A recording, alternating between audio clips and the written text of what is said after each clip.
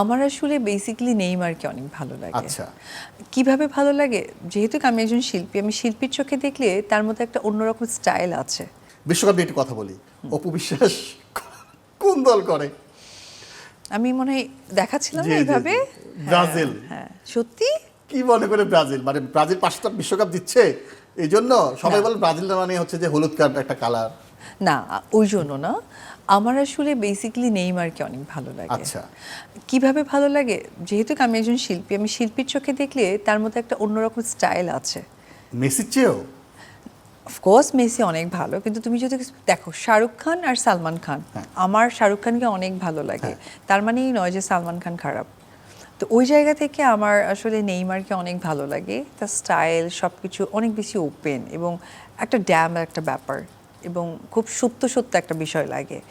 So এই সব কিছু মিলে আগে প্রথমে মানুষটাকে ভালো লেগেছে, দেন আসলে আমার কাছে ব্রাজিলটা, তখন খেলা দেখার একটা ইন্টারেস্ট জেগেছে, অ্যান্ড আমি খেলার প্রতি অনেক বেশি ওকে।